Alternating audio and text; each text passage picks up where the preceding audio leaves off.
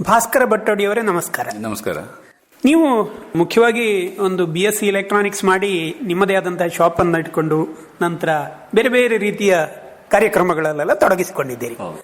ಮುಖ್ಯವಾಗಿ ನೀವು ನಿಮ್ಮ ಡಿಗ್ರಿ ಮಾಡಿದ ಮೇಲೆ ಏನು ಮಾಡುದು ಅಂತ ಯೋಚನೆ ಮಾಡಿ ಶಾಪ್ ಅನ್ನು ಹಾಕಿದ್ರ ಹೇಗೆ? ಇದು ನಾವು BSc ಎಲೆಕ್ಟ್ರಾನಿಕ್ಸ್ ಸಬ್ಜೆಕ್ಟ್ ಅಲ್ಲಿ ಮಾಡಿದ್ದು. ಆಗ ನಮಗೆ ಟಿವಿ ರಿಪೇರಿ ಅಂದ್ರೆ ಭಾರಿ ಆಸಕ್ತಿ ಇತ್ತು. ಒಂದು ಸ್ವಂತ ನಮಗೆ ಒಂದು ಪ್ರಯೋಗಾಲಯ ಬೇಕು ಅಂತ ಒಂದು ಆಸಕ್ತಿ ಇತ್ತು. ಆ ರೀತಿಯಿಂದ ನಮ್ಮ ಕ್ಲಾಸ್ ಹೆಚ್ಚಿನವರು ಎಲ್ಲಾ ಟಿವಿ ರಿಪೇರಿ ಅಂಗಡಿ ಹಾಕಿದವರು ಇದ್ದರು. ಹೌದು, ನನ್ನ ಫಸ್ಟ್ ಬ್ಯಾಚ್ ಇಲ್ಲಿ VC ಅಲ್ಲಿ ಫಸ್ಟ್ ಬ್ಯಾಚ್ ಎಲೆಕ್ಟ್ರಾನಿಕ್ಸ್. ಹಾಗೆ ಒಂದು 10-16 ಜನ ಇದ್ದೀವಿ. ಅದರಲ್ಲಿ ಒಂದು 7-8 ಜನ ಎಲ್ಲ ಟಿವಿ ರಿಪೇರಿ ಅಂಗಡಿ ಹಾಕಿ ಈಗ ಬೇರೆ ಬೇರೆ ಉದ್ಯೋಗ ಕೃಷಿ ಮಾಡ್ತಾ ಇದ್ದಾರೆ. ನೀವೀಗ ಟಿವಿ ರಿಪೇರಿ ಅಂಗಡಿ ಎಲ್ಲಿ ಹಾಕಿದ್ದು ಮತ್ತೆ ಏನೆಲ್ಲ ರಿಪೇರಿ ಮಾಡ್ತಾ ಇದ್ರಿ ಹೇಗೆಲ್ಲ? ನಾವು ಟಿವಿ ರೇಡಿಯೋ ರಿಪೇರಿ ಮಾಡ್ತಿದ್ದೆವು ಕಡಬದಲ್ಲಿ, ಕಾಲೇಜ್ ರೋಡ್ ಅಲ್ಲಿ ಅಂಗಡಿ ಇತ್ತು. ಒಂದು 10-15 ವರ್ಷ ದುಡಿದಿದ್ದೇನೆ. ಈಗ ಬಿಟ್ಟು ಒಂದು 20 ವರ್ಷ ಆಗಿದೆ. ಮ್ಯಾರೇಜ್ ಆದ್ಮೇಲೆ ಅಂಗಡಿಯನ್ನು ಬಿಟ್ಟೆ. ಸಮಸ್ಯೆಗಳು ಕೆಲವು, ಮತ್ತೆ ನಮ್ಮ ಕಣ್ಣಿಂದು ಸಹ ದೃಷ್ಟಿ ಸಹ ಸೂಕ್ಷ್ಮ ಬೇಕು ಅದಕ್ಕೆ. ಹೌದು. ಟಿವಿ ರಿಪೇರಿ ಅಂತ ಹೇಳಿದ್ರೆ ಸುಮಾರು ನೀವು ಹೇಳಿದ್ರಿ ಒಂದು 15-20-30 ವರ್ಷದ ಹಿಂದಿನ ಕತೆ ಹೇಳಿದ್ರಿ. ಅಷ್ಟು ವರ್ಷದಲ್ಲಿ ಈ ರಿಪೇರಿಯ ಒಂದು ಬಿಸ್ನೆಸ್ ಹೇಗೆ ಒಂದು ವ್ಯತ್ಯಾಸ ಆಗಿತ್ತು? ಅಲ್ಲ, ಅವತ್ತೆಲ್ಲ ನಿಮ್ಮ ಕಾಂಪೊನೆಂಟ್ ನೀವು ರಿಪ್ಲೇಸ್ಮೆಂಟ್ ಮಾಡಿದ್ರೆ ಆಯ್ತು. ಈಗ ನೀವು ಕಿಟ್ ಅನ್ನೇ ರಿಪ್ಲೇಸ್ ಮಾಡಬೇಕು. ಕಡಿಮೆ ಖರ್ಚಲ್ಲಿ ಆಗ ಆಗ್ತಿತ್ತು. ಈಗ ಒಂದು ಟಿವಿ ಅರ್ಧ ಖರ್ಚು ಬೀಳುತ್ತದೆ. ಹೌದು, ಒಂಥರ ಈ ಕಂಪನಿಯವರಿಗೆ ಲಾಭ, ದುಡಿಯೋರಿಗೆ ಲಾಭದಾಯಕ ಇಲ್ಲ. ಕಂಪನಿಯವರ ಯಾಕಂದ್ರೆ ಕಿಟ್ಟೆ ರಿಪ್ಲೇಸ್ಮೆಂಟ್. ಮನೆ ಮನೆಗೆ ಹೋಗಿ ಮಾಡ್ತಿದ್ರೆ ಹೇಗೆ? ಹೌದು, ಮನೆಗೆ ಕರೆದ್ರೆ ಮನೆಗೆ ಹೋಗ್ತಿದ್ದೆವು, ಶಾಪ್ ಸಹ ಮಾಡ್ತಿದ್ದೆವು. ಮತ್ತೆ ಹೊತ್ಕೊಂಡು ಬರೋರಿಗೆ ಕಷ್ಟ ಆಗ್ತಿದ್ದವರಿಗೆ ಮನೆಗೆ ಹೋಗಿ ಮಾಡ್ತಿದ್ದೆವು. ನೀವು ಟಿವಿ ಮತ್ತು ರೇಡಿಯೋ ಮಾತ್ರವಾ ಬೇರೆ ಏನಾದ್ರೂ ಕೂಡ ಎಲೆಕ್ಟ್ರಾನಿಕ್ ಅಥವಾ ಎಲೆಕ್ಟ್ರಿಕಲ್ ಐಟಮ್ಸ್ ಇಂಥದ್ದು ಮಾಡ್ತಿದ್ರ? ಟಿವಿ ಮತ್ತು ರೇಡಿಯೋ ಮಾತ್ರ. ಮತ್ತೆ ನಮ್ಮ ವಾಚ್ ರಿಪೇರಿ ಒಬ್ಬರು ಅಂಗಡಿಯಲ್ಲಿ ಇದ್ರು. ಹಾಗೆ ಹೌದು, ನಿಮ್ಮ ಜೊತೆಗೆ. ಹೌದು, ಹಾಗೆ. ಇದರಿಂದ ನೀವು ಬದಲು ಮಾಡಿದ್ರಿ. ಹೌದು. ಎಂತ ಬದಲು ಮಾಡುವಾಗ ಎಂತ ಮಾಡುವ ಅಂತ ಯೋಚನೆ ಆಯ್ತು ನನಗೆ? ಅಂದ್ರೆ ಮೇನ್ ಇನ್ನು ಮನೆಯಲ್ಲಿ ಕೂರಬೇಕು ಅಂತ ಆಯ್ತು. ವಿಷಯ ಬಗ್ಗೆ ಸ್ವಲ್ಪ ವಿಷಯ ಹೆಚ್ಚಿಲ್ಲ, ಒತ್ತು ಕೊಡಬೇಕು ಅಂತ. ಹಾಗಾಗಿ ಹಾಳೆದಟ್ಟೆ ಮಾಡುವಂತ ಒಂದು ಕನಸು ಕಂಡಿತ್ತು.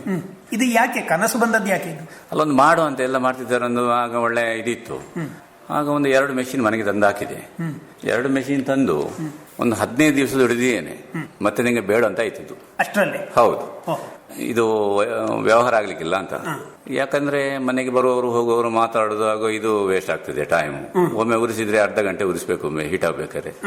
ಮ್ಯಾನ್ಯುವಲ್ ಆಗ ಇದ್ದದ್ದು, ಅದು ಸಮಸ್ಯೆ ಆಯಿತು. ಯಾಕಂದ್ರೆ ನನ್ನ ಮಾವನಲ್ಲಿ ಹೇಳಿದೆ, ಮಾವ ನನಗೆ ಇದು ಆಗುದಿಲ್ಲ, ಎಂತ ಮಾಡಬೇಕು ಅಂತ. ಇದು ಮಾರ್ಗದ ಹೈವೇ ಬದಿಯಲ್ಲಿ ಮನೆ. ನನ್ನ ಮಾವ ಅಂದ್ರೆ ನನ್ನ ತಾಯಿಯ ತಮ್ಮ.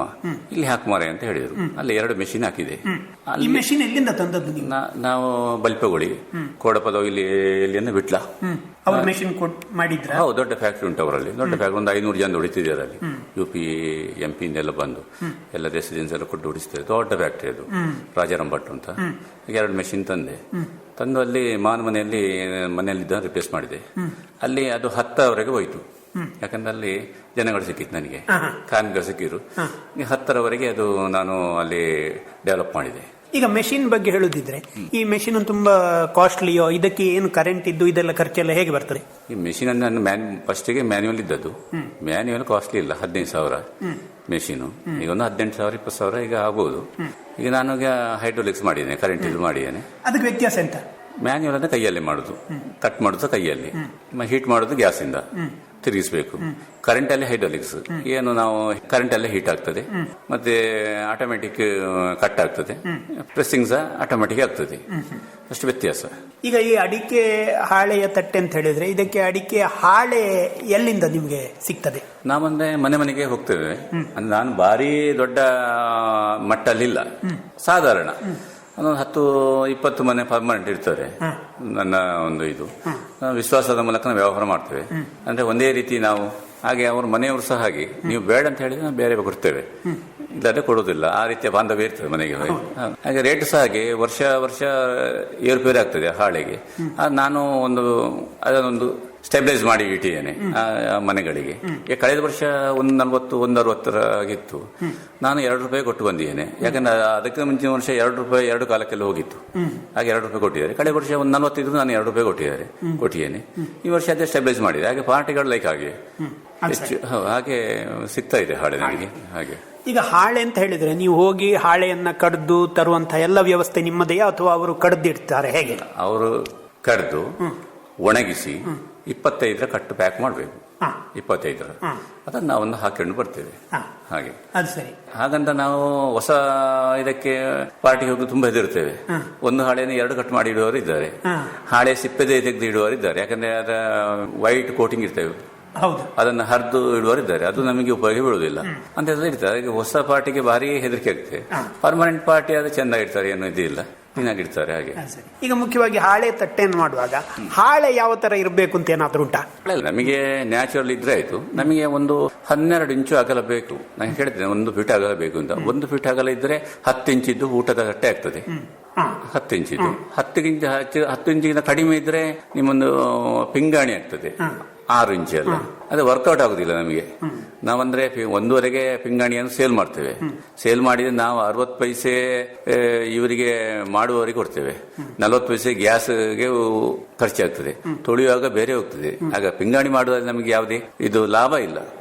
ಆದ್ರೂ ದುಡಿಯುವವರಿಗೆ ವರ್ಕ್ ಕೊಡಬೇಕು ಎಂಬ ಉದ್ದೇಶದಿಂದ ಮಾಡ್ತಾ ಇದ್ದೇವೆ. ಈಗ ಈ ಹಾಳೆಯನ್ನ ನೀವು ಕಟ್ಟಗಳ ಮಾಡಿ ತರ್ತೀರಿ, ತಂದ ಮೇಲೆ ಏನೆಲ್ಲ ಅದರಲ್ಲಿ ಒಂದು ಹಾಳೆಯ ತಟ್ಟೆ ಆಗುವಾಗ ಏನು ಪ್ರೋಸೆಸ್ಗಳಿದ್ದಾವೆ?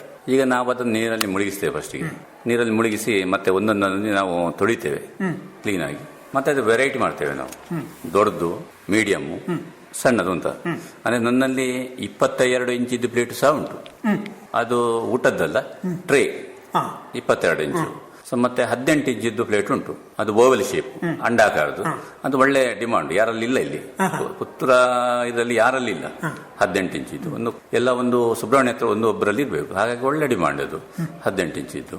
ಆಮೇಲೆ 12 ಇಂಚು ರೌಂಡ್ ಉಂಟು, 10 ಇಂಚು ರೌಂಡ್ ಉಂಟು, 10 ಇಂಚು ಸ್ಕ್ವೇರ್ ಉಂಟು, 6 ಇಂಚು ರೌಂಡ್ ಉಂಟು, ಮತ್ತೆ 6 ಇಂಚು ಸ್ಕ್ವೇರ್ ಉಂಟು. ಇಷ್ಟೆಲ್ಲ ನಮ್ಮಲ್ಲಿ ಉಂಟು. ಹಾಗೆ ಮತ್ತೆ ತುಂಬಾ ವೆರೈಟಿ ಇದೆ. ನಮಗೆ ಅದು ಇದು ಮಾಡ್ಲಿಕ್ಕೆ ಆಗುದಿಲ್ಲ, ವ್ಯವಸ್ಥೆ ಅದನ್ನೆಲ್ಲ ಜೋಡಣೆ ಮಾಡ್ಲಿಕ್ಕೆ ತುಂಬಾ ಕಷ್ಟ ಆಗ್ತದೆ. ಹಾಗೆ ಈಗ ನೀವು ತಂದ ಹಾಳೆಯನ್ನು ನೀರಿನಲ್ಲಿ ಮುಳುಗಿಸಿದ ಮೇಲೆ ಎಷ್ಟು ಸಮಯ ಇಡಬೇಕು, ಮತ್ತೆ ಅದನ್ನ ಒಣಗಿಸಿ ಎಷ್ಟು ಇದನ್ನು ಕೊಡಬೇಕು? ಹೇಗೆ? ಅಲ್ಲ, ನಮ್ಮ ನೀರಲ್ಲಿ ಮುಳುಗಿಸಿ ಮತ್ತೆ ತೊಳಿತೇವೆ ಕಟ್ಟೆ ಬಿಚ್ಚಿ. ನಮಗೆ ಅದು ಹಾಳೆ ಫ್ಲೆಕ್ಸಿಬಲ್ ಬರಬೇಕು. ಫ್ಲೆಕ್ಸಿಬಲ್ ಅಂದ್ರೆ ಮುರಿಬಾರ್ದು, ಫೋಲ್ಡ್ ಆಗುವಾಗ ಬರಬೇಕು. ಅದು ನಾವು ಹೆಚ್ಚು ನೀರಲ್ಲಿ ಮುಳುಗಿಸಿದ್ರೆ ಅದು ನಾವು ಹಾಳೆ ತಟ್ಟೆ ಮಾಡುವಾಗ ಬನ್ಸು ಉಬ್ಬಿದಾಗ ಉಬ್ತದೆ, ಅದಾಗಬಾರ್ದು. ಕಡಿಮೆ ಇದು ಹಾಕಿದ್ರೆ ಅದು ಹರಿತದೆ. ಒಂಥರ ನಮಗೆ ಗೊತ್ತಾಗ್ತದೆ ಫ್ಲೆಕ್ಸಿಬಲ್ ಬೇಕು ಅಂತ. ಫ್ಲೆಕ್ಸಿಬಲ್ ಬೇಕು. ಆಮೇಲೆ ಅದನ್ನು ನೇರ ನೀವು ಮೆಷಿನಿಗೆ ಕೊಡುದಾ? ಹೌದು, ಮೆಷಿನಿಗೆ. ಇದರಲ್ಲಿ ಈ ತರದ ನೀವು ಹೇಳಿದ್ರಲ್ಲ 5 ಇಂಚು, 6 ಇಂಚು, ಮತ್ತೆ 18 ಇಂಚಿನವರೆಗೆ 22ರವರೆಗೆ ಹೇಳಿದ್ರಿ. ಈ ಬೇರೆ ಬೇರೆ ಇಂಚುಗಳಂತ ಹೇಳಿದ್ರೆ ಅಲ್ಲಿ ಮೌಲ್ಡ್ಗಳು ಹಾಗೆ ಇರ್ತಾವ, ಹೇಗೆ ಅದು? ಹೌದು, ಮೌಲ್ಡ್ಗಳು ಹಾಗೆ ಇರ್ತವೆ. ನಾವು ಮೌಲ್ಡ್ ಅನ್ನು ಅದೇ ಇಂಚಿದ ಮೌಲ್ಡ್ ತರೋದು. ನಾವೆಲ್ಲ ಅಲ್ಲಿಂದ ಬಲ್ಪೆಗಳಿಂದ ಕೋಡಪದವಿಂದ ತಂದದ್ದು, ಇಕೋವಿಷನ್ ಅಲ್ಲಿಂದ ಮೌಲ್ಡ್ಗಳನ್ನು ತರ್ತೇವೆ. ಮತ್ತೆ ನಾವು ಈ ಕರೆಂಟ್ ಇದ್ದು ಸಹ ಹಾಗೆ ಹೈಡ್ರೋಲಿಕ್ಸ್, ಅದಕ್ಕೆ ಅಲ್ಲಿನ ಮೌಲ್ಡ್ ಅನ್ನ ಹಾಕಿದ್ದು ತಂದು. ಅದು ಯಾಕಂದ್ರೆ ಬೇರೆ ಮೌಲ್ಡ್ ಅಂತ ಹಾಕಿದ್ರೆ ಮಾರುಕಟ್ಟೆ ಈಗ ನಮಗೆ ಅಲ್ಲಿಗೆ ತಲುಪಿಸಬಹುದು ಮಾರುಕಟ್ಟೆ. ಈಗ ಬೇರೆ ಮೌಲ್ಡ್ ಹಾಕಿದ್ರೆ ಸಾಧ್ಯ ಆಗುದಿಲ್ಲ. ಅದು ಕೆಲವರು ಏನ್ ಮಾಡಿದ್ದಾರೆ ಅಂದ್ರೆ ಬೇರೆ ಮೌಲ್ಡ್ ತಂದು ಅಡಿಕೆ ಹತ್ತ ಹಾಕಿಕೊಂಡಾಗೆ ಸಿಕ್ಕಾಕೊಂಡಿದ್ದಾರೆ. ಅವರಿಗೆ ಇದು ಸ್ಟೆಬಿಲಿಟಿ ಯಾವುದು, ನಿಮ್ಮ ಮಾರುಕಟ್ಟೆ ಸ್ಟೆಬಿಲಿಟಿ ಇಲ್ಲ. ಇದಾದ್ರೂ ಅಲ್ಲಿಗೆ ಹಾಕಬಹುದು. ನನಗೆ ಆ ರೀತಿ ಉದ್ದೇಶದಿಂದ ಇದು ನಾನು ಮಾಡಿದ್ದೆ, ನನಗೆ ಪ್ರಾಬ್ಲಮ್ ಇಲ್ಲ. ಈಗ ಈ ಬೇರೆ ಬೇರೆ ರೀತಿಯ ಮೌಲ್ಡ್ಗಳಲ್ಲಿ ಬೇರೆ ಬೇರೆ ಇದನ್ನು ಮಾಡ್ತೀರಿ. ತಟ್ಟೆ ಅಂತ ಹೇಳಿದ್ರೆ ಊಟದ ಟೈಪಿನ ತಟ್ಟೆಯೇ ಮಾಡ್ತೀರಾ ಅಥವಾ ಬೇರೆ ಏನಾದ್ರೂ ಕೂಡ ಅದರಲ್ಲಿ ಮಾಡ್ಲಿಕ್ಕೆ ಆಗ್ತದ? ಈಗ ಅದರಲ್ಲಿ ಒಂದು ಟ್ರೇ ಉಂಟು 22 ಇಂಚು, ದೊಡ್ಡದು, ಅದು 2 ಫೀಟ್. ಅದಕ್ಕೆ ಹಾಳೆ ಸಿಗುದಿಲ್ಲ. 1000 ಹಾಳೆಯಲ್ಲಿ 100 ಸಿಗಬಹುದು ಅಷ್ಟೇ. ಅದು ಯಾವುದಕ್ಕೆ ಉಪಯೋಗ? ಅದು ಟ್ರೇ ನಾವು ಇಲ್ಲಿಲ್ಲ, ಅದು ಅವರು ಬಲ್ಪೆಗೊಳಿ, ಅವರು ಫಾರಿನ್ ಇದು ಯಾವುದು ಫಾರಿನ್ಗೆ ಬೇಕಾ? ಹೌದು, ಎಕ್ಸ್ಪೋರ್ಟ್. ಮತ್ತೆ 18 ಇಂಚಿದ್ದು ಅದು ಚಂದ ಊಟ ಮಾಡ್ಲಿಕ್ಕೆ. ಎಷ್ಟು ಬೇಕಾದ ಸ್ಪೇಸ್ ಉಂಟು. ತರಕಾರಿ ಊಟ ಒಂದು 10 ವೆರೈಟಿ ಇದ್ದು ಹಾಕ್ಲಿಕ್ಕೆ ಆಗ್ತದೆ. ಅದನ್ನು ಒಮ್ಮೆ ಕೊಂಡೋದು ಅದನ್ನು ಲೈಕ್ ಮಾಡ್ತಾರೆ. 18 ಇಂಚಿದ್ದು ಅದು ಓವಲ್ ಶೇಪ್ ಇರ್ತದೆ, ಅದು ಚೆನ್ನಾಗಿ ಲೈಕ್ ಮಾಡ್ತಾರೆ. ಮತ್ತೆ 12 ಇಂಚಿಂದು ರೌಂಡ್. ಮತ್ತೆ ಕೆಲವರಿಗೆ ಊಟದ ತಟ್ಟೆ ಅಂದ್ರೆ ರೌಂಡ್ ಬೇಕು ಅಂತ ಕೆಲವರ ತಲೆಯಲ್ಲಿ ಇರ್ತದೆ. ತಟ್ಟೆ ಅಂದ್ರೆ ರೌಂಡ್ ಅಂತ, ಸ್ಕ್ವೇರ್ ಅಂದ್ರೆ ಬರೋದಿಲ್ಲ ಅಂತ. ಸ್ಕ್ವೇರ್ ಉಂಟು ನಿಮ್ಮ ಹತ್ರ? ಸ್ಕ್ವೇರ್ ಉಂಟು, 10 ಇಂಚಿದ್ದು ಉಂಟು. ಅದನ್ನು ತಗೊಂಡೋಗೋರಿದ್ದಾರೆ? ಇದ್ದಾರೆ, ಸ್ಕ್ವೇರ್ ತಗೊಂಡೋಗೋರಿದ್ದಾರೆ. ಅದು ಸ್ಪೇಸ್ ನಿಮಗೆ ಅದರಲ್ಲಿ ಜಾಗ ಜಾಸ್ತಿ ಉಂಟು. 10 ಇಂಚು ರೌಂಡ್ಗಿಂತ 10 ಇಂಚ್ ಸ್ಕ್ವೇರ್ ಜಾಗ ಜಾಸ್ತಿ. ಕಾರ್ನರ್ ಎಲ್ಲ ಬರ್ತದೆ ನೋಡಿ, ಆಗ ನಿಮಗೆ ಅದು ಡಯಾಮೀಟರ್ ಅಲ್ಲಿ ವ್ಯತ್ಯಾಸ ಬರ್ತದೆ, ತುಂಬಾ ಉದ್ದ ಬರ್ತದೆ. ಇದು ಸೇಮ್ ಅಲ್ವಾ, ಹಾಗೆ ಒಂದು 12 ಇಂಚ್ ಬರ್ತದೆ ನಿಮಗೆ ಒಂದು ಕಾರ್ನರ್ ಟು ಕಾರ್ನರ್. ಇದರಲ್ಲಿ 10 ಇಂಚ್ ಬರ್ತದೆ ರೌಂಡ್ ಆದ್ರೆ. ಕೆಲವರು ಅದನ್ನೇ ಲೈಕ್ ಮಾಡ್ತಾರೆ, ಹಾಗೆಲ್ಲ ಉಂಟು. ಈಗ ಸುಮಾರು ಎಷ್ಟು ಸಮಯದಿಂದ ಈ ಉದ್ಯಮವನ್ನು ಮಾಡ್ತಾ ಇದ್ದೀರಿ? ನಾನೊಂದು 15 ವರ್ಷದಿಂದ ಮಾಡ್ತಾ ಇದ್ದೇನೆ. ಸರಿ, ಈಗ ಎಷ್ಟು ದಿವಸಕ್ಕೆ ಈಗ ನಿಮ್ಮ ಉತ್ಪಾದನೆ ಉಂಟಿದು? ನಾನು 305 ದಿವಸ ಉತ್ಪಾದನೆ ಮಾಡ್ತೀನಿ ನಾನು. ದಿವಸಕ್ಕಂತೆ ಈಗ ನಾನು ಇದು ವರ್ಕರ್ಸ್ ಭಾರಿ ಪ್ರಾಬ್ಲಮ್ ಉಂಟು. ಈಗ ವರ್ಕರ್ಸ್ ಕಡಿಮೆ ಮಾಡಿದ್ದೇನೆ, ಫುಲ್ ಅದಕ್ಕೆ ನನಗೆ ಡಿಪೆಂಡ್ ಆಗ್ತಾ ಇಲ್ಲ. ಈಗ ನಾನು ಬಿಸಿ, ನಮಗೆ ಯಾವುದಂದ್ರೆ ಅಡಿಕೆ ಮೆಷಿನ್ ಅಲ್ಲಿ ಬಿಸಿ ಆಗಿರ್ತೇನೆ. ಅದಕ್ಕಾಗಿ ಮಳೆಗಾಲಕ್ಕೆ ನಾವು ಸ್ಟಾಕ್ ಇಡ್ತೇವೆ. ಫುಲ್ ಆಗಿ ವರ್ಕರ್ಸ್ ಅನ್ನು ಡಿಪೆಂಡ್ ಆಗಿರುವುದಿಲ್ಲ. ಒಂದೂವರೆ ಲಕ್ಷ ಅಷ್ಟು ನಾವು ಸ್ಟಾಕ್ ಮಾಡ್ತೇವೆ. ದಿವಸಕ್ಕೆ ಎಷ್ಟು ಉತ್ಪಾದನೆ ಮಾಡ್ಲಿಕ್ಕೆ ಆಗ್ತದೆ ಒಂದು ಮೆಷಿನ್ ಅಲ್ಲಿ? ಒಂದು ಮೆಷಿನ್ ಅಲ್ಲಿ ನಿಮಗೆ ಒಂದು 300 ಉತ್ಪಾದನೆ ಮಾಡ್ಲಿಕ್ಕೆ ಆಗ್ತದೆ. ನಾನಂದ್ರೆ ಒಬ್ಬರಿಗೆ 3 ಮೆಷಿನ್ ಕೊಡ್ತೇನೆ. 700 ರೂಪಾಯಿ ಉತ್ಪಾದನೆ ಮಾಡ್ಲಿಕ್ಕೆ ಆಗ್ತದೆ ಅವರಿಗೆ, ಒಬ್ಬೊಬ್ಬರಿಗೆ. ಹೌದೌದು. ಅವರಿಗೆ ಕೂಲಿಯ ಅಥವಾ ನೀವು ಮೆಷಿನ್ ನಲ್ಲಿ ಮಾಡಿದ ನಂಬರಿಗ? ಈಗ ನಂಬರ್ ವೈಸ್ ಕೊಡ್ತಾ ಇದ್ದೇನೆ. ಒಂದು ಹಾಳೆ ತಟ್ಟೆಗೆ 1 ರೂಪಾಯಿ ಕೊಡ್ತಾ ಇದ್ದೇನೆ. ಹಾಗಿದ್ರೆ ಅವರಿಗೆ ಅದರಲ್ಲಿ 700 ಆದ್ರೆ 700 ಆಗ್ತದೆ. ಹೌದು, 700 ಕೊಟ್ಟರು ಜನ ಸಿಗುವುದಿಲ್ಲ, ಅದು ಸಮಸ್ಯೆ ಆಗಿದೆ. ನಾವು ವರ್ಕ್ ಮಾಡಿದ್ರೆ ಮಾತ್ರ ಕೆಲಸ. ಹೌದು, ಹಾಗೆ. ಇದರಲ್ಲಿ ಸುಮಾರು ನೀವು 10 ಮೆಷಿನ್ ಅಷ್ಟು ಇಟ್ಟಿದ್ದೀರಿ ಅಂತ ಹೇಳಿದ್ರೆ. ಹೌದು. 10 ಮೆಷಿನ್ ಕೂಡ 365 ದಿವಸ ರನ್ ಆಗ್ತದ ಹೇಗೆ? ಈಗ ರನ್ ಆಗುದಿಲ್ಲ. ಈಗ ಹೆಚ್ಚು ನಾವು ಕೆಲಸವನ್ನು ಡಿಪೆಂಡ್ ಆಗಿರುವುದಿಲ್ಲ. ಈಗ ಹೆಚ್ಚು ಅದಕ್ಕೆ ನಾನು ಅಷ್ಟು ಇದು ಕೊಡುದಿಲ್ಲ. ಮಳೆಗಾಲಕ್ಕೆ ನಾನು ಇದು ಕೊಡ್ತೇನೆ, 6 ತಿಂಗಳು ನನಗೆ ಫ್ರೀ ಇರ್ತದೆ. ಆ ಟೈಮಲ್ಲಿ ಇದು ಮಾಡ್ತೇವೆ ಹಾಗೆ. ಈಗ ಮಾರ್ಕೆಟಿಂಗ್ ಅಂತ ಹೇಳಿದ್ರೆ ಇದರ ಮಾರ್ಕೆಟಿಂಗ್ ಯಾವ ತರ? ಮಾರ್ಕೆಟಿಂಗ್ ಸ್ಟೇಬಲ್ ಇರ್ತದೆ ನನಗೆ. ಎಲ್ಲೆಲ್ಲಿ ನಾನು ಮಾರ್ಕೆಟಿಂಗ್ ಅಂದ್ರೆ ನಿಮಗೆ ಕ್ವಾಲಿಟಿ ಎಲ್ಲ ಬಲ್ಪಗಳಿಗೆ ಹಾಕ್ತೇನೆ, ಕೋಡಪದವಿಗೆ ಹಾಕ್ತೇನೆ. ಅದೇ ಅವರು ತಗೊಳ್ತಾರೆ ಕ್ವಾಲಿಟಿ ಎಲ್ಲ. ಮತ್ತೆ ಸೆಕೆಂಡ್ ಬರೀ ಕೆಟ್ಟದಲ್ಲ, ಒಳ್ಳೆ ಪ್ಲೇಟ್ ಇಲ್ಲಿ ಕೊಡ್ತೇನೆ. ನಮಗೆ ಅಲ್ಲಿ ಫೋಲ್ಡ್ ಆದ್ರೆ ಸ್ವಲ್ಪ ಏನಾದ್ರೂ ನೀರ ಕಲೆ ಇದ್ರೆ ಅಲ್ಲಿ ಹೌದು, ಅದಕ್ಕೆ ಇಲ್ಲೇ ಕೊಡ್ತೇನೆ. ಇಲ್ಲೇ ನನಗೆ ವರ್ಷಕ್ಕೆ 1 ಲಕ್ಷ ಅಷ್ಟು ಹೋಗ್ತದೆ. ಇದರಲ್ಲಿ ಫಂಗಸ್ ಬರುವುದು ಇಂಥದ್ದೇನಾದ್ರೂ ಉಂಟು. ಹೌದು, ನೀವು ಅಲ್ಲಿ ತೇವಾಂಶ ಸರಿ, ಹಾಳೆ ಒಣಗದಿದ್ರೆ ಫಂಗಸ್ ಬರ್ತದೆ. ನೀವು ಹಾಳೆಯನ್ನು ಸರಿಯಾಗಿ ಒಣಗಿಸಬೇಕು. ಅಂದ್ರೆ ಅದ ಬೆನ್ನ ಹಿಂದೆ ಕಲರ್ ಚೇಂಜ್ ಆಗ ಹಸಿರು ಇರಬಾರ್ದು. ಅದು ನಮ್ಮ ಮಣ್ಣಿನ ಕಲರ್, ಮಡ್ ಕಲರ್, ಅದಕ್ಕೆ ಕನ್ವರ್ಟ್ ಹೋಗಬೇಕು, ಅಷ್ಟು ಒಣಗಬೇಕು. ಮತ್ತೆ ಹಾಳೆಯನ್ನು ನೀವು ಶೇಖರಿಸಿಡುವಾಗ ಅದಕ್ಕೆ ಬೆಳಕು ಬೀಳಬೇಕು. ನೀವು ಕತ್ತಲೆಯಲ್ಲಿ ಎಷ್ಟೇ ಇದೆ ಇಟ್ಟರು ಅದು ಫಂಗಸ್ ಬರ್ತದೆ, ಬೆಳಕು ಬಿದ್ದರೆ ಫಂಗಸ್ ಬರುವುದಿಲ್ಲ. ಸುಮಾರು ಎಷ್ಟು ದಿವಸ ನೀವು ಇದನ್ನ ಸಂಗ್ರಹಿಸಿ ಇಡ್ತೀರಿ ಮತ್ತೆ ಮಾರಾಟ ಆಮೇಲೆ ಮಾಡ್ತೀರಿ? ಅಲ್ಲ, ನಾವೀಗ ಹಾಳೆಯನ್ನು 1 ವರ್ಷ ಸಂಗ್ರಹಿಸಿ ಇಡ್ತೇವೆ, ಏನಾಗುದಿಲ್ಲ. ಈ ವರ್ಷ ಕಳೆದ ವರ್ಷದ ಹಾಳೆ ಇನ್ನೂ ಮುಗಿಲಿಲ್ಲ ನನಗೆ. ಒಂದು 20,000 ಅಷ್ಟು ಹಾಗೆ ಸ್ಟಾಕ್ ಉಂಟು. ಹಾಗೆ ಏನಾಗುದಿಲ್ಲ, ಮಳೆಗಾಲದಲ್ಲಿ ಇಟ್ಟರೆ ಏನಾಗುದಿಲ್ಲ. ಫಂಗಸ್ ಮತ್ತು ಇದು ಲೈಟ್ ಬೀಳುವಾಗ ನೋಡ್ಕೊಳ್ಬೇಕು, ನೀರು ಬೀಳದಾಗ ನೋಡ್ಕೊಳ್ಬೇಕು. ನಿಮ್ಮಲ್ಲಿಂದಲೇ ನೀವು ಮಾರ್ಕೆಟಿಂಗ್ ಹೇಳಿದ್ರೆ ಬಂದು ತಗೊಂಡು ಹೋಗುವವರಿದ್ದಾರೆ, ನೀವೇ ಹೋಗಿ ಕೊಡುವಂತದ್ದು? ಲೋಕಲ್ ಎಲ್ಲ ಬಂದು ತಗೊಂಡು ಹೋಗುವವರಿದ್ದಾರೆ, ಮನೆಗೆ ಬಂದು ತಗೊಂಡು ಹೋಗುವವರಿದ್ದಾರೆ. ಮತ್ತೆ ನಮ್ಮ ಮಾವನ ಮನೆ ಹತ್ತಿರ ಉಂಟು, ಅಲ್ಲಿ ಎನಿ ಟೈಮ್ ಇರ್ತದೆ ನಂದು. ಒಂದು ವೇಳೆ ನನ್ನಲ್ಲಿ ಇಲ್ಲದೆ ನಾನು ಬೇರೆ ಕಡೆ ತಂದು ಅಲ್ಲಿ ಇಡ್ತೇನೆ. ಯಾಕಂದ್ರೆ ಅಲ್ಲಿ ಯಾವತ್ತು ಹಾಳೆ ತಟ್ಟೆ ಇಲ್ಲ ಅಂತ ಇಲ್ಲ, ವರ್ಷದ ಇಡೀ ದಿವಸ ಹಾಗೆ. ಈ ಒಂದು ಹಾಳೆ ತಂದ್ರೆ ಅದರಿಂದ ಎಷ್ಟು ಈ ಐಟಮ್ಗಳನ್ನು ಮಾಡ್ಲಿಕ್ಕೆ ಆಗ್ತದೆ? ಐಟಮ್ಗಳಂದ್ರೆ ನನ್ನಲ್ಲಿ ವಿಶೇಷವಾಗಿ ಐಟಮ್ ಅಂದ್ರೆ ದೊಡ್ಡದು ಮತ್ತು ಸಣ್ಣದು ಇರೋದು. ಬೇರೆ ಬೇರೆ ಸ್ಪೂನ್ ಅದು ಯಾವ್ದು ಇಲ್ಲ, ಮಾಡಲಿಲ್ಲ.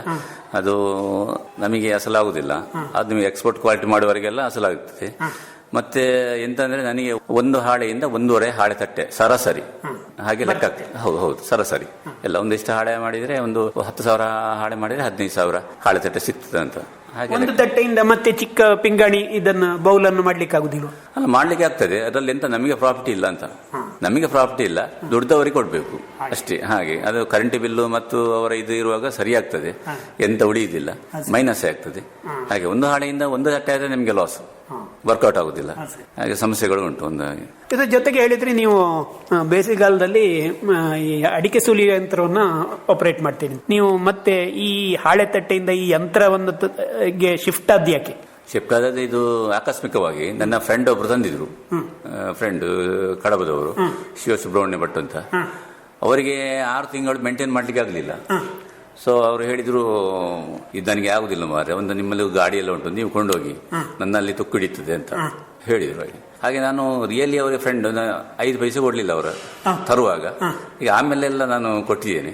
ಅದಕ್ಕೆ ನಾನು ಹೇಳಿದೆ, ನನಗೆ ಆದ್ರೆ ನಾನು ವ್ಯಾಪಾರ ಮಾಡ್ತೇನೆ ಇವರೇ, ಹಾಗಾದ್ರೆ ನಿಮ್ಮ ಅಂಗಳಲ್ಲೇ ಇಡ್ತೇನೆ ಅಂತ. ಓಕೆ, ಅದ ಕೊಂಡೋಗ್ತೇನೆ ಅಂತ. ಆಯ್ತು, ಕೊಂಡೋಗಿ ಓಕೆ ಅಂತ ಹೇಳಿದ್ರು. ಹಾಗಾಗಿ ನನಗೆ ವರ್ಕೌಟ್ ಆಗ್ತಾ ಇದೆ, ಜನಗಳು ಸಿಗ್ತದೆ. ಹಾಗೆ ಮತ್ತೆ ನಾನೇ ಇಳಿದು ದುಡಿತೇನೆ ಅದರಲ್ಲಿ, ಹಾಗಾಗಿ ವರ್ಕೌಟ್ ಆಗ್ತಾ ಇದೆ. ಈ ಅಡಿಕೆ ಸುಲಿಯ ಯಂತ್ರ ಅಂತ ಹೇಳಿದ್ರೆ ಯಾವ ತರದ ಯಂತ್ರ, ಇದನ್ನು ಸ್ವಲ್ಪ ವಿವರಿಸ್ತೀರಾ? ಅಂದ್ರೆ ಎಷ್ಟು ಅಡಿಕೆ ಸುಲಿಲಿಕ್ಕೆ ಆಗ್ತದೆ, ಹೇಗೆ ಅದರ ಭಾರ ಎಷ್ಟು, ಅದನ್ನ ತಗೊಂಡೋಗುವಂತ ವ್ಯವಸ್ಥೆ ಹೇಗೆ? ಅಡಿಕೆ ಸುಲಿ ಅದರಲ್ಲಿ 3 ಯಂತ್ರಗಳು ಬರ್ತವೆ. ಒಂದು ಸಿಪ್ಪೆ ತೆಗೆಯುವುದು, ಅದು ಸಾಧಾರಣ ಒಂದು 4-4.5 ಕ್ವಿಂಟಲ್ ಭಾರ ಇರ್ಬೋದು. ಆಮೇಲೆ ಮತ್ತೆ ಸಿಪ್ಪೆ ಉಳಿತದೆ, ಅದನ್ನು ಮತ್ತೊಂದಲ್ಲಿ ಹಾಕ್ತೇವೆ, ಅದು ತೆಗೀತದೆ. ಬರೀ ಸಿಪ್ಪೆ ಕೊಟ್ಟು ಮಾತ್ರ ಬಿಡ್ತದೆ. ಆಮೇಲೆ ಮತ್ತೊಂದು ಅದರ ಈ ಕೂದಲೆಲ್ಲ ಇದ್ದದ್ದು ಅದನ್ನು ಗ್ರೈಂಡಿಂಗ್ ಮೆಷಿನ್ ಉಂಟು, ಅದರಲ್ಲಿ ಹಾಕ್ತೇವೆ. ಹಾಗೆ 3 ಯಂತ್ರಗಳು ಅದರಲ್ಲಿ ಬರ್ತವೆ. ಒಂದರಲ್ಲೇ ಬರ್ತದೆ, ಬೇರೆ ಬೇರೆ ಬರ್ತದೆ, ಬೇರೆ ಬೇರೆ. ಸಾಧಾರಣ 4-4 ಲಕ್ಷ ವ್ಯಾಲ್ಯೂ ಆಗ್ತದೆ ಈಗ. ಮತ್ತೆ ಅಡಿಕೆ ಸುಲಿಯುವ ಯಂತ್ರದಲ್ಲಿ ಹಾಗೆ ನನ್ನಲ್ಲಿರೋದು 2 ಬೆಲ್ಟು. ಅದು ಗಂಟೆಗೆ 1 ಕ್ವಿಂಟಾಲ್, ಒಂದು ಕ್ವಿಂಟಾಲ್ ನಮಗೊಂದು 80 kg ಬರ್ತದೆ.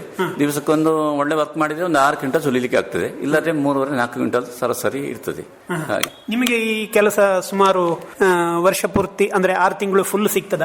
ಸಿಗ್ತದೆ, ಒಂದು 5 ತಿಂಗಳು ಫುಲ್ ಸಿಗ್ತದೆ. ಅಂತ ಈ ವರ್ಷ ಅಂತೂ ಭಾರಿ ಕಷ್ಟ ಉಂಟು, ಯಾಕಂದ್ರೆ ಅಡಿಕೆ ಕಡಿಮೆ, ಕೆಲಸವೇ ಇಲ್ಲ, ಕಷ್ಟ ಉಂಟು. ಹಾಗೆ 1 ತಿಂಗಳೀಗ ಮಾಡಿ ಬಂದದ್ದು ನಾನೀಗ. ಈಗ ಜಾತ್ರೆ ಕಳೆದಾದ್ಮೇಲೆ ಪುನಃ ಹೊರಡ್ತೇನೆ. ಈಗ ಇದರಲ್ಲಿ ದಿವಸಕ್ಕೆ ನೀವು ಹೇಳಿದ್ರಿ ಇಷ್ಟು ಸುಲಿಬಹುದು ಅಂತ, ನೀವು ಹೋಗಿ ಸುಲಿತೀರಾ ಅಥವಾ ನಿಮ್ಮ ಮನೆಗೆ ತಂದು ಕೊಡಬೇಕಾಗ್ತದೆ, ಹೇಗೆ? 5.5 ಕ್ವಿಂಟಲ್ ಕಡಿಮೆ ಇದ್ರೆ ಮನೆಯಲ್ಲಿ ಮೆಷಿನ್ ಇದ್ರೆ ಮನೆಗೆ ತಂದು ಕೊಡಬೇಕು. 10 ಕ್ವಿಂಟಲ್ಗೆ ಮೇಲೆ ಇದ್ರೆ ಹೋಗ್ತೇನೆ. ಅದು ಮತ್ತೆ ಹೇಳಿಕ್ಕೆ ಆಗುದಿಲ್ಲ, ಕೆಲವು ಮನೆಯಲ್ಲಿ ಹೋದ್ರೆ 40 ಕ್ವಿಂಟಲ್ವರೆಗೆ ಇರ್ತದೆ, 10-15-20 ದಿವಸ ಅಲ್ಲೇ ಇರ್ತದೆ. ಅಂತ ಒಂದು 5 ಮನೆ ಇದ್ರೆ ಒಂದು 2-3 ತಿಂಗಳು ಅಲ್ಲಿಗೆ ಆಯ್ತು. ಮತ್ತೆ ಹೆಚ್ಚು ಪಾರ್ಟಿ ಬೇಡ ಅಂತ ಆ ರೀತಿ ಇರ್ತದೆ. ಒಮ್ಮೆಲೆ ನೀವು ಸುಲಿದು ಕೊಡುದು? ಹೌದು, ಸುಲಿದೆಲ್ಲ ಕ್ಲೀನ್ ಮಾಡಿ ಕೊಡ್ತೇವೆ ನಾವು.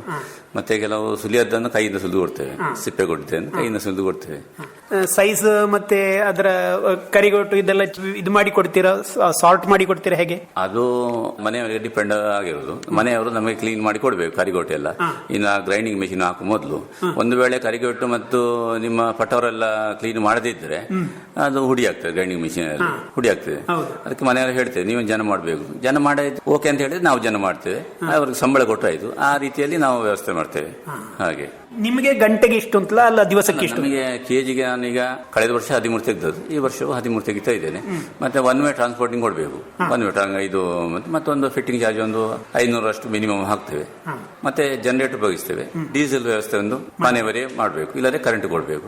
ಹಾಗೆ ನಮಗೆ ಅಂದ್ರೆ ಜನರೇಟರ್ ಬೇಕೇ ಬೇಕು, ಇಲ್ಲದ್ರೆ ಅಲ್ಲಿ 4-5 ಜನ ಕೆಲಸ ಇರ್ತಾರೆ, ಅದೆಲ್ಲ ನಮಗೆ ಬಾರಿ ಹೊರ ಬೀಳ್ತದೆ ಒಂದು ವೇಳೆ ಕರೆಂಟ್ ಹೋದ್ರೆ. ಅದಕ್ಕೆ ಜನರೇಟರ್ ಇಟ್ಕೊಂಡು ಹೋಗ್ತೇವೆ. ಒಂದು 300 ರೂಪಾಯಿ ಅಷ್ಟು ಬಾಡಿಗೆ ಆಗ್ತೇವೆ ದಿವಸಕ್ಕೆ. ಅಂದ್ರೆ ಒಂದು 4 ಕ್ವಿಂಟಲ್ ಅಂದಾಜು ದಿವಸಕ್ಕೆ 2 ಕ್ವಿಂಟಲ್ ಸುಲಿಲಿ ನಾವು 4 ಕ್ವಿಂಟಲ್ ಆದ್ರೆ ಮಾತ್ರ ಬಾಡಿಗೆ ಹಾಕುದು. ಹೆಚ್ಚಿನ ಇದ್ರು ಅದಕ್ಕೆ ಬಾಡಿಗೆ ಹಾಕುದಿಲ್ಲ. ಒಂದು 4 ಕ್ವಿಂಟಲ್ ಸರಾಸರಿ ಒಂದು ದಿವಸಕ್ಕೆ ಒಂದು 300 ಆಗಿ ಬಾಡಿಗೆ ಹಾಕ್ತೇವೆ. ಡೀಸೆಲ್ ಎಲ್ಲ ಮನೆಯವರಿಗೆ ಡಿಪೆಂಡ್, ಏನು ಖರ್ಚಾಗುದಿಲ್ಲ. ದಿವಸಕ್ಕೆ ಒಂದು 5 ಲೀಟರ್ ಡೀಸೆಲ್ ಹೋಗ್ತದೆ ಅಷ್ಟೇ, ವಿಶೇಷ ಖರ್ಚಾಗುದಿಲ್ಲ.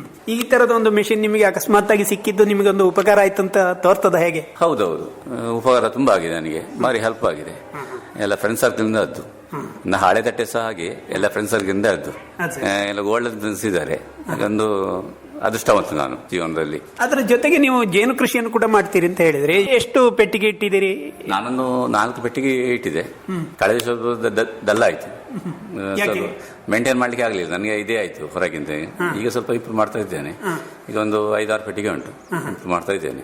ಈ ಜೇನಿನ ಇದು ಕೃಷಿಯನ್ನ ಮಾಡುವಂತದ್ದು ನೀವು ಹೇಗೆ ಮೊದಲಿಂದಲೂ ಕಲ್ತದ್ದ ಅಥವಾ ನಿಮಗೆ ಯಾರಾದ್ರೂ ಕಲಿಸಿದ್ದ? ಹೇಗೆ? ಇಲ್ಲ, ಮೊದಲಿನ ಆಸಕ್ತಿ ಇತ್ತು. ಮತ್ತೆ ನಮ್ಮ ಫ್ರೆಂಡ್ ವೆಂಕಟೇಶ್ ಭಟ್ರು ಅವರಿಗೆ ತುಂಬಾ ಆಸಕ್ತಿ ಇತ್ತು. ಹಾಗೆ ಅದರ ಬಗ್ಗೆ ನಾವೆಲ್ಲ ಮಾತಾಡ್ತಿದ್ದೆವು.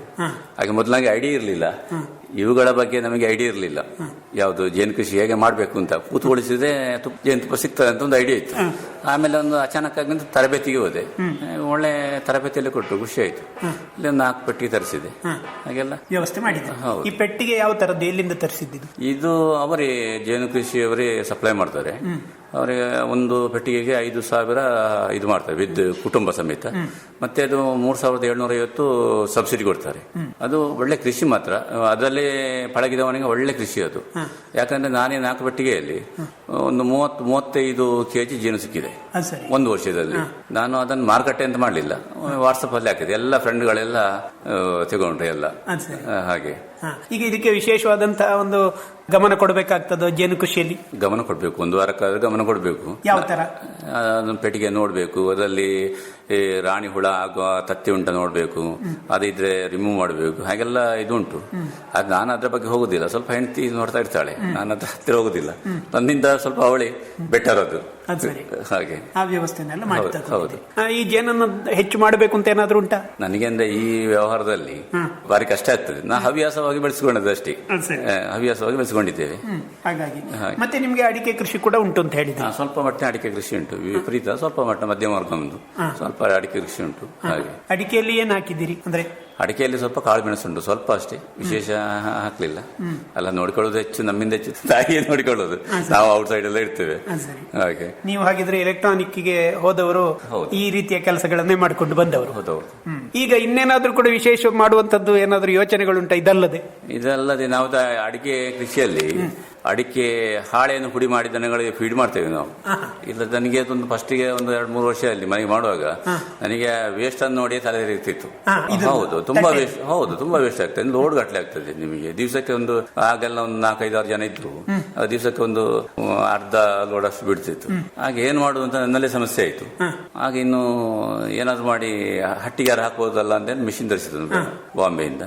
ಹಾಗೆ ನನ್ನ ಫ್ರೆಂಡ್ ಒಬ್ಬ ಸಜೆಷನ್ ಕೊಟ್ಟರು, ಇಲ್ಲ ಮಾರೆ, ನೀನನ್ನು ಹುಡಿ ಮಾಡಿ ನನ್ನ ದನಕ್ಕೆ ಹಾಕುವ, ನೋಡಿ ಆಗ್ತಾ ಇಲ್ವಾ ಅಂತ, ನಾನೇ ಪರ್ಚೇಸ್ ಮಾಡ್ತೇನೆ ಅಂತ.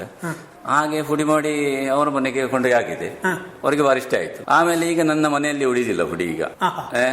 ಈಗ ಮಾಡಿದ ಉಳಿದಿಲ್ಲ, ನನಗೆ ಇದು ಪೂರೈಸಲಿಕ್ಕೆ ಆಗುದಿಲ್ಲ. ಮತ್ತೆ ನಾನು ಅದನ್ನೊಂದು ಲಾಭದಾಯಕ ಅಂತ ಪರಿಗಣಿಸಲಿಲ್ಲ. ನಾನು ಅಲ್ಪ ರೇಟಿಗೆ ಮಾಡ್ತಾ ಇದ್ದೇನೆ. 200 ರೂಪಾಯಿಗೆಲ್ಲ ಗೋಣಿ ಕೊಂಡೋಗ್ತಾರೆ, ನಾನು 130ಕ್ಕೆ ಅಲ್ಪ ರೇಟಿಗೆ ಮಾಡ್ತಿದ್ದೇನೆ. ಯಾಕಂದ್ರೆ ನನಗೆ ಇದು ಹೋಗ್ಲಿ ಅಂತ, ಹುಡಿ ಹೋಗ್ಲಿ ಅಂತ, ನನಗೆ ವಿಶೇಷ ಲಾಭದಾಯಕ ಅಂತ ನಾನು ಪರಿಗಣಿಸುತ್ತಿಲ್ಲ. ಮಾಡಿದ ಕೆಲಸಕ್ಕೆ ಸಂಬಳ ಅಂತ ಸಿಗ್ತದೆ ಅಷ್ಟೇ, ಬಿಟ್ರೆ ಅದರ ಲಾಭದಾಯಕ ಅಂತ ಪರಿಗಣಿಸುವುದಿಲ್ಲ. ಅದಕ್ಕೆ ಒಂದು ಬೇರೆ ಜನ ಬೇಕಾಗ್ತದೆ. ಹೌದು, ಒಂದು ಜನ ಅದಕ್ಕೆ ಬೇಕು. ಯಾಕಂದ್ರೆ ನಾವಲ್ಲಿ ಸಿಕ್ಕಿದ ವೇಸ್ಟ್ ಅನ್ನು ಚಾಪ್ ಕಟರ್ ಅಲ್ಲಿ ಕಟ್ ಮಾಡ್ತೇವೆ, ಹುಲ್ಲು ಯಂತ್ರದಲ್ಲಿ ಕಟ್ ಮಾಡ್ತೇವೆ, ಆಮೇಲೆ ದಿವಸ ಇಡೀ ಒಣಗಿಸ್ತೇವೆ, ಆಮೇಲೆ ಮತ್ತೊಂದು ಯಂತ್ರಕ್ಕೆ ಹಾಕಿ ಅದನ್ನು 1 ಇಂಚ್ ರೆಗ್ಯುಲರ್ ಶೇಪಿಗೆ ತರುವುದು. ಹೌದು, ಅದು ದನಗಳಿಗೆ ಫೀಡ್. ಅದು ದನಗಳು ಅಂದ್ರೆ ಅದನ್ನು ತಿಂದ್ರೆ ಮತ್ತೆ ನಿಮ್ಮ ಬೈ ಹುಲ್ಲು ತಿನ್ನುವುದಿಲ್ಲ, ಅಷ್ಟು ಟೇಸ್ಟ್ ಆಗ್ತದೆ. ಮತ್ತೆ ಅದು ಒಳ್ಳೆ ಅಲ್ಲಿ ಹೀಟ್ ಆಗಿ ಬರುವುದು, ಅದು ಒಳ್ಳೆ ಬಿಸ್ಕೆಟ್ ನಾಗೆ ಪರಿಮಳ ಬರ್ತದೆ. ಅದು ಒಮ್ಮೆ ತಿಂದ್ರೆ ಮತ್ತೆ ದನಗಳು ಬೈ ಹುಲ್ಲು ತಿನ್ನುವುದಿಲ್ಲ. ಅದು ಬೈ ಹುಲ್ಲಿಗಿಂತ ಇದು ಭಾರಿ ಚೀಪ್. ನೀವು 1 ಕಂತೆ ಬೈ ಹುಲ್ಲು 3/4 kg ಇರುವುದು, ಅದಕ್ಕೆ 20-24 ರೂಪಾಯಿ ಕೊಡಬೇಕು. 16 kgಗೆ 130. ಹಾಗೆ ಭಾರಿ ಚೀಪ್ ಆಗ್ತದೆ, 7-8 ರೂಪಾಯಿ ಒಳಗೆ ಆಗ್ತದೆ. ಇದನ್ನು 3 ಪಟ್ಟೆ ಆಗ್ತದೆ.